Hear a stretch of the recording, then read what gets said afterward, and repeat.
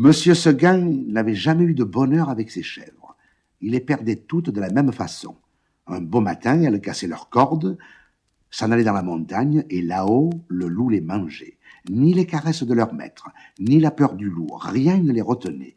C'étaient, paraît-il, des chèvres indépendantes, voulant à tout prix le grand air et la liberté.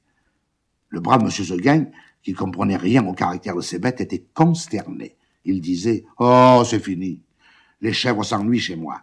J'en garderai pas une. » Cependant, il se découragea pas. Et après avoir perdu 6 chèvres de la même manière, il en acheta une 7e. Seulement cette fois, il eut soin de la prendre toute jeune pour qu'elle s'habituât mieux à demeurer chez lui. Oh, qu'elle était jolie, la petite chèvre de M. Seguin. Qu'elle était jolie avec ses yeux doux, sa barbiche de sous-officier, ses sabots noirs et luisants, ses cornes zébrées et ses longs poils blancs qui lui faisaient une houppelande. C'était presque aussi charmant que le cabri d'Esmeralda. Et puis docile, caressante, se laissant traire sans bouger, sans mettre son pied dans l'écuelle, un amour de petite chèvre. Monsieur Seguin avait derrière sa maison un clos entouré d'aubépines. C'est là qu'il mit la nouvelle pensionnaire. Il l'attacha à un pieu au plus bel endroit du pré, en ayant soin de lui laisser beaucoup de cordes, et de temps en temps il venait voir si elle était bien.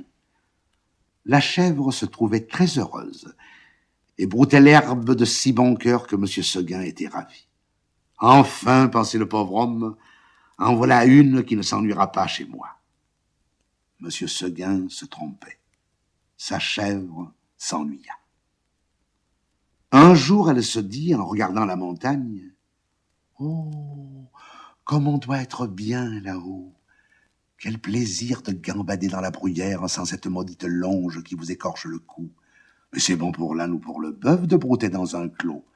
Les chèvres, il leur faut du large. » À partir de ce moment, l'herbe du clos lui parut fade.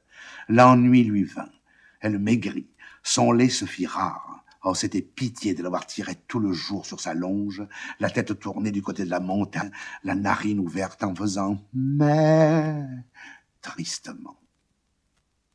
M. Seguin s'apercevait bien que sa chèvre avait quelque chose, mais il ne savait pas ce que c'était.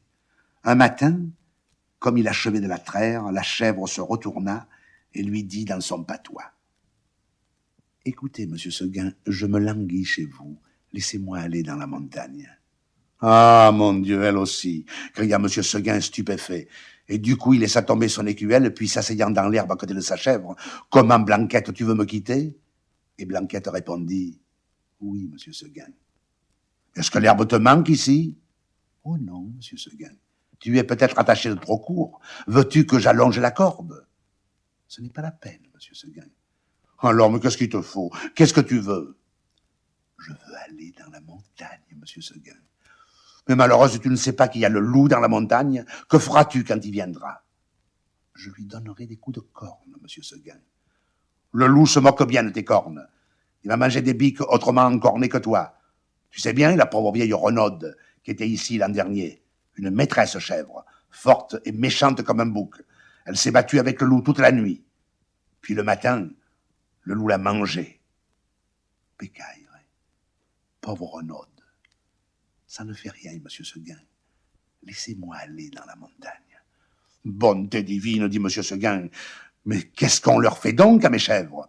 Encore une que le loup va me manger? Eh bien non, je te sauverai malgré toi, coquine. Et de peur que tu ne rompes ta corde, je vais t'enfermer dans l'étable et tu y resteras toujours. » Là-dessus, M. Seguin emporte la chèvre dans une étable toute noire, dont il ferma la porte à double tour. Malheureusement, il avait oublié la fenêtre. Et à peine eut-il le dos tourné que la petite s'en alla. Quand la chèvre blanche arriva dans la montagne, ce fut un ravissement général. Jamais les vieux sapins n'avaient rien vu d'aussi joli. On la reçut comme une petite reine. Les châtaigniers se baissaient jusqu'à terre pour la caresser du bout de leurs branches. Les genêts d'or s'ouvraient sur son passage et sentaient bon tant qu'ils pouvaient. Toute la montagne lui fit fête. Vous pensez si notre chèvre était heureuse? Plus de cordes, plus de pieux, rien qui l'empêchât de gambader, de brouter à sa guise. C'est là qu'il y en avait de l'herbe, jusque par-dessus les cornes. Et quelle herbe, savoureuse. Nous espérons que vous avez apprécié cet aperçu. Pour continuer à écouter ce livre audio sur Google Play Livres, utilisez le lien dans la description de la vidéo.